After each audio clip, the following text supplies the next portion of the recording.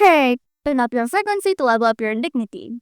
Selamat datang di episode pertama VOV 5 Hertz bersama aku Nicole dan aku Clarissa. Kami dari Sekdit 5. Oke, tahu gak sih Clar, MBTI aku kira-kira apa nih? Waduh, MBTI.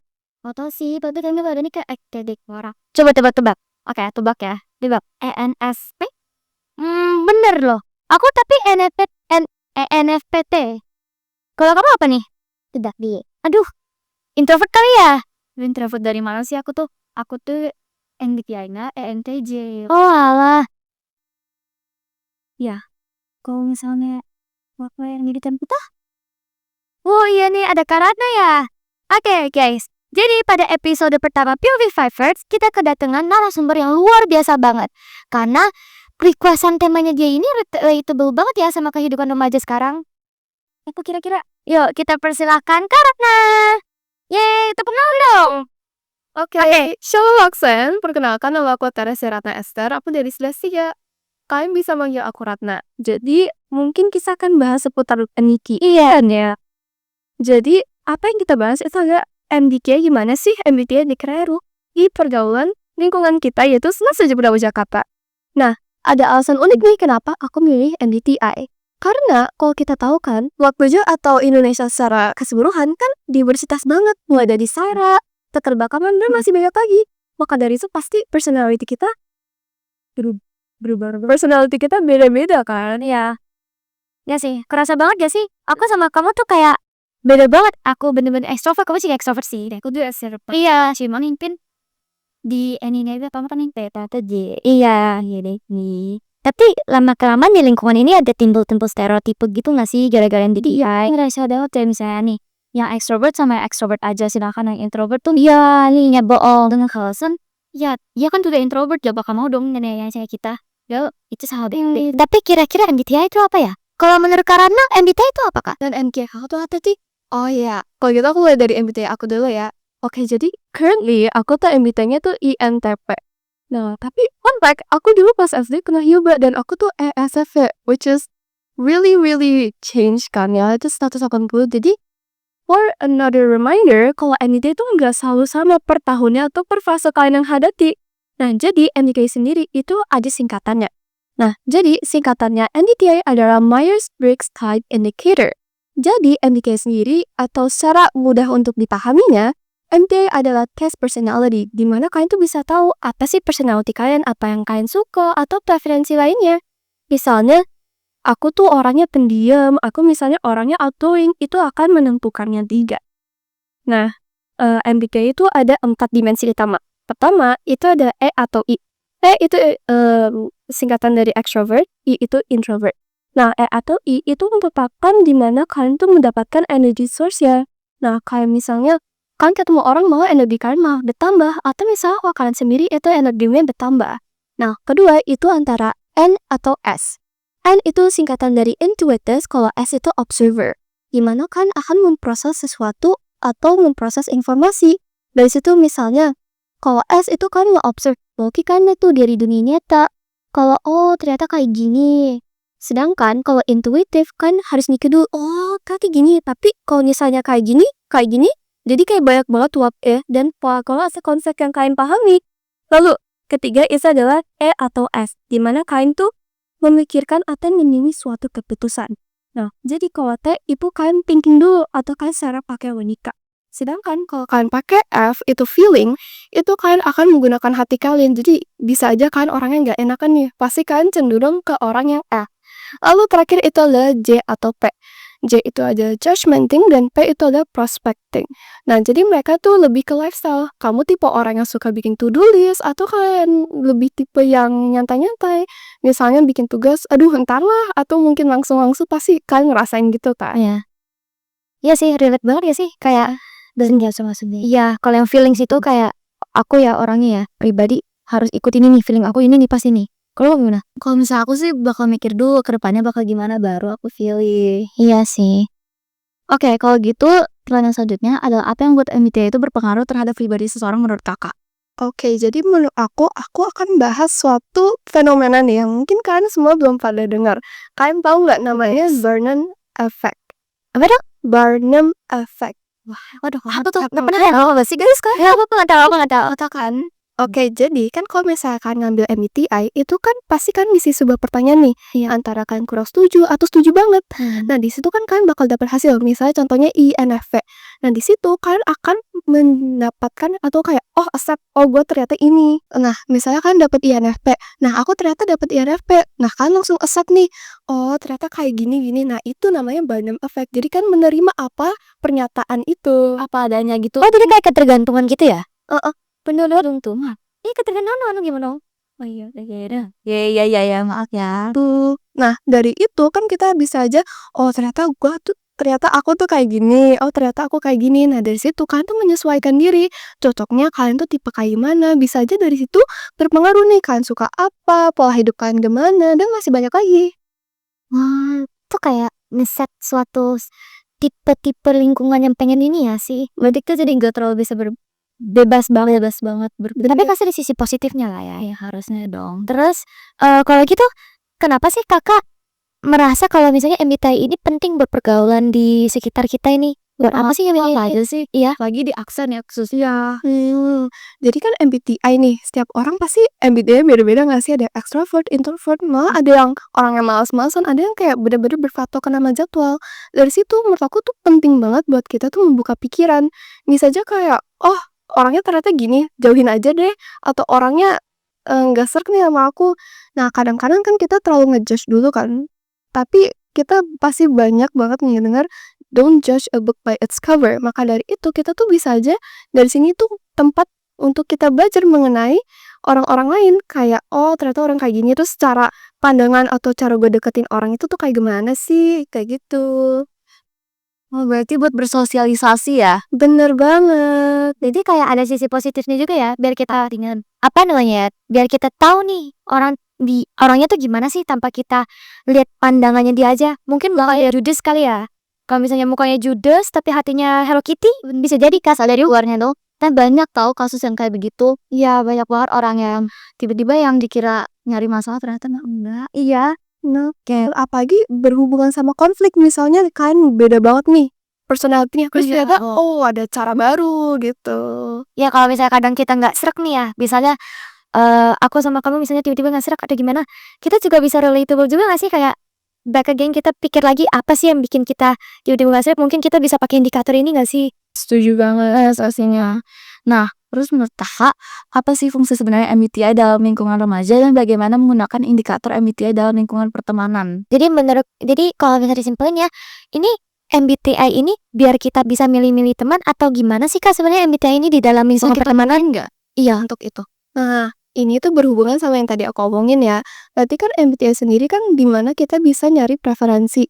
Nah, mungkin dari sini kita bisa aja ngeliat lingkungan yang positif tuh kayak gimana, lingkungan yang kurang mendukung kita tuh kayak gimana. Dari sini bisa aja berhubungan nih sama tujuan hidup kita.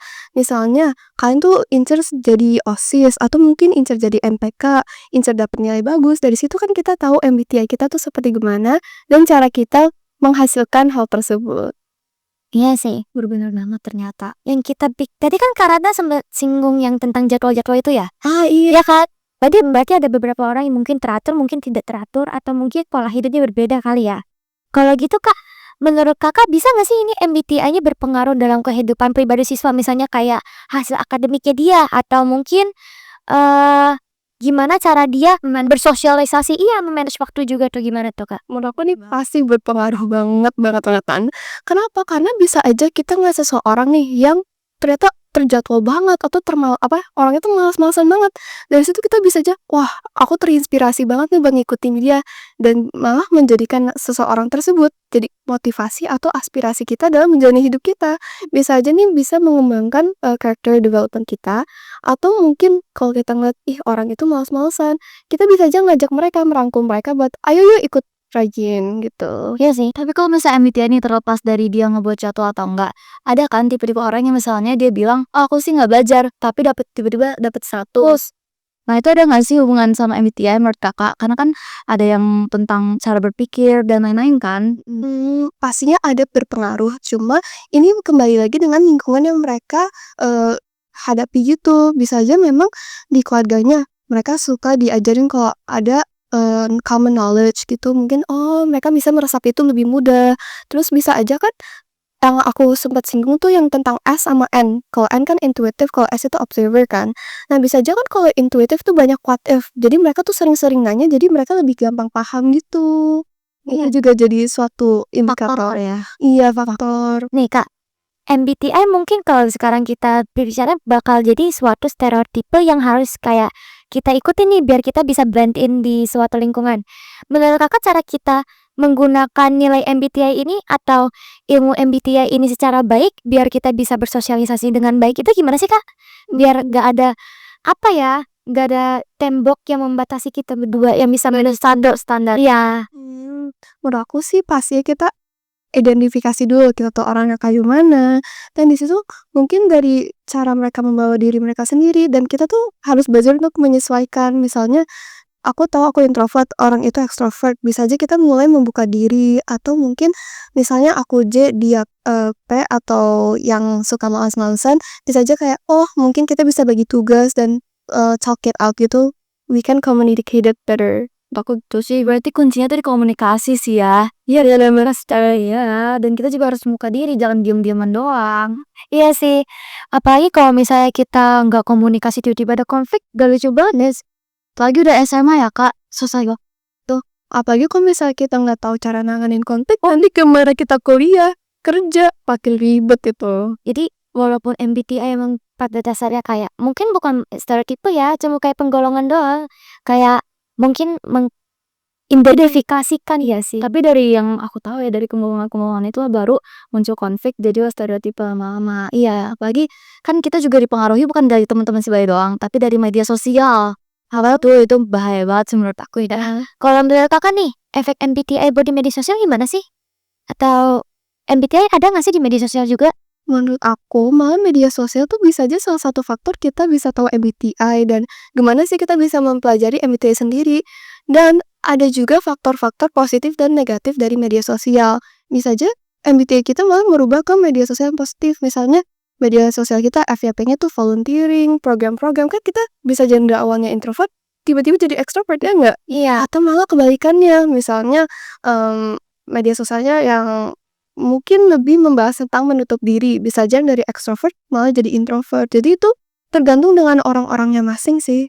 Tapi kalau misalnya menurut kakak nih, para influencer atau selebgram selalu gak sih MBTI-nya tuh extrovert? Kalau menurut aku sih enggak ya, tapi menurut kakak gimana? Dan menurut kakak juga dengan Aku Coba kamu dulu. Aku dulu ya. Dan menurut aku, kadang kan kita kalau influencer mungkin ada yang ada stage personality-nya, ada juga personality-nya dia sendiri yang pure personality-nya dia. Mungkin ya kayak personal branding, tapi kembali lagi sama pribadi masing-masing ya. Kita nggak tahu gimana ke depannya kan. Gimana di dalam diri mereka, apa yang sedang mereka pikirkan kita nggak tahu ya. Iya, kalau menurut kakak gimana? Menurut aku sih mirip-mirip kayak jawaban kalian.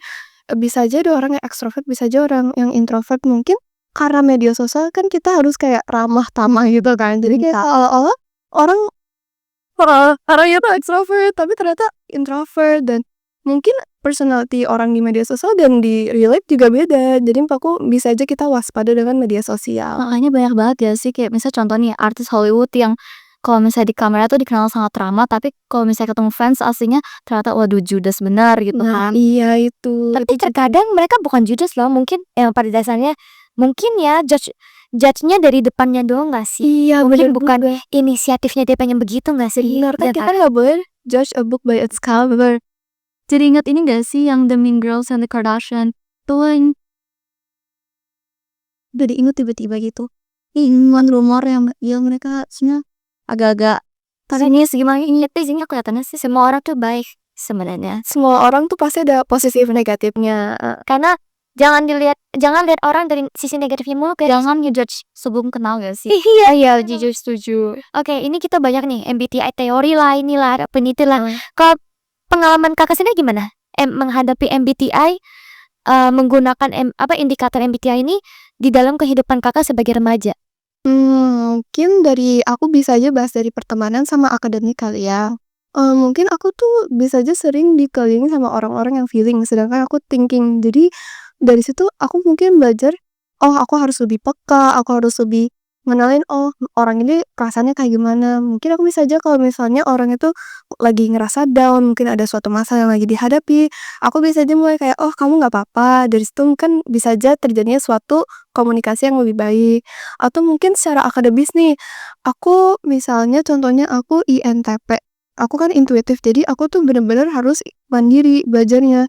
Dari situ kayak, oh kalau semisalnya konsep ini diterapkan dalam hal ini, nah itu kan bisa aja membantu kita dalam memahami suatu konteks atau konsep materi yang kita sekarang lagi pelajarin kan. Atau mungkin kamu ekstrovert dan juga kamu observer, bisa aja kalian tuh lebih suka belajar barengan sama temen dan malah lebih cepat tangkap. Di situ kalian bisa aja, oh mungkin gue harus ngelakuin dulu, harus ngepraktekin dulu gitu. Iya sih. Kan malah tidak relate banget ya. Iya, ini kan tentang remaja ke remaja juga. Iya, soalnya selama Karana ngomong ini aja, ini mikir nih 2 kali nih, apa yang udah dilakuin hari ini ya? Apa ya MBTI ini ngasih?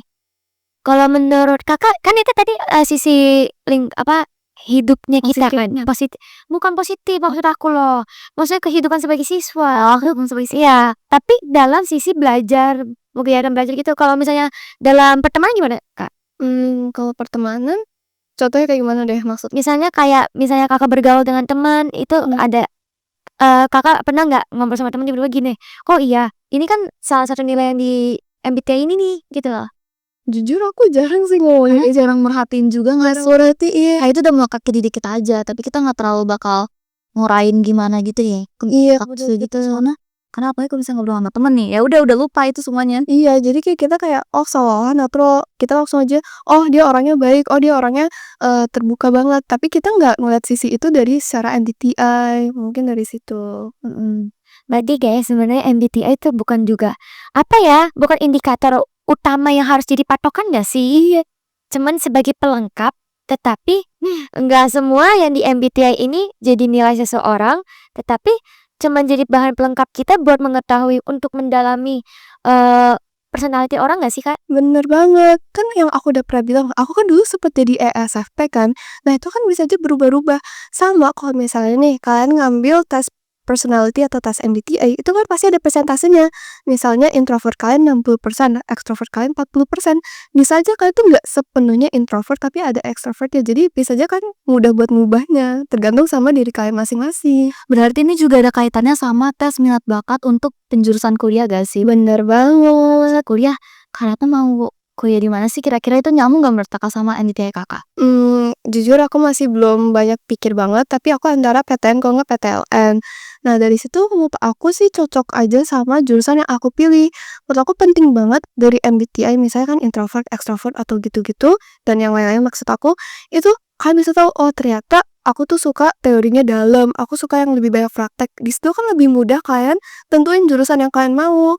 Nah, menurut aku ini kembali lagi dengan bagaimana kalian menangani ke akademik ataupun non-akademik kalian. Jadi, jurusan itu menurut aku lebih penting dibandingkan universitas yang kalian akan pilih. Karena kalau misalnya kita gak enjoy sama jurusan, ya susah lulus juga gak sih, Kak? Bener banget, apalagi nanti bakal linjur, nanti makin susah. Ya, entas jurusan itu takut banget sih. Makanya kita masih kelas 10 harus bener-bener tekunin banget. Bukan kelas 10 doang loh, kelas yang lain. Iya, Kelas yang lain juga, cuman kalau misalnya kita, kan yang kita pilih sekarang apa tuh? Keminatan, iya. Kalau misalnya udah kelas 11 kan udah ya terima jadi lah, udah dipilih waktu kelas 10, harus jalanin aja gak sih? iya bener. Pasti ya kalau kalian misalnya masih kelas 10, pasti kan harus pikir 2 kali nih kalian mau mata kuliah mata pelajarannya mau apa. Nanti jurusannya pasti sesuai dengan mata pelajaran yang kalian pilih, gitu. Terus kalau gitu, emang pada dasarnya ada di mana-mana aja ya, Kak? MBTI itu ada di mana aja ya? Tapi menurut Kakak nih, persebaran MBTI, kan ada yang anak kecil pasti punya MBTI juga kan. Terus habis itu kita remaja sampai orang dewasa. Kalau misalnya kakek nenek gak usah kita bahas ya, misalnya sampai orang dewasa mentoknya.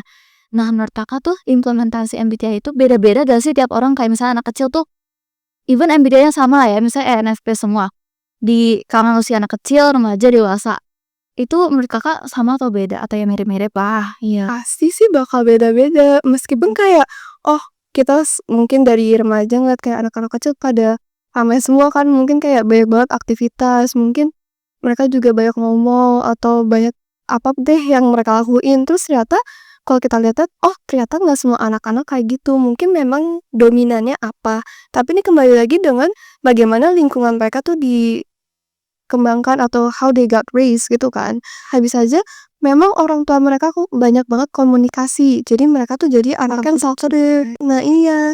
Atau mungkin orang tua mereka tuh ngebimbing anaknya tuh buat lebih fokus ke pendidikan. Jadi kan cenderung lebih tertutup dan lebih ngefokus ke pendidikannya gitu. Jadi sebenarnya itu semua dari orang tua juga sih ya. Kalau misalnya dari kecil. Oke, nih kita udah banyak nih ngomong tentang opini, tentang pengalaman, tentang teori-teori, dan juga pandangan-pandangan mungkin dari sosial juga nih mengenai MBTI ini. Untuk itu Kak, menurut Kakak boleh nih kasih pesan-pesan ke teman-teman atau pesan ke kita juga nih, gimana kita cara pakai MBTI ini atau kita menggunakan indikator MBTI ini dengan baik di lingkungan kita?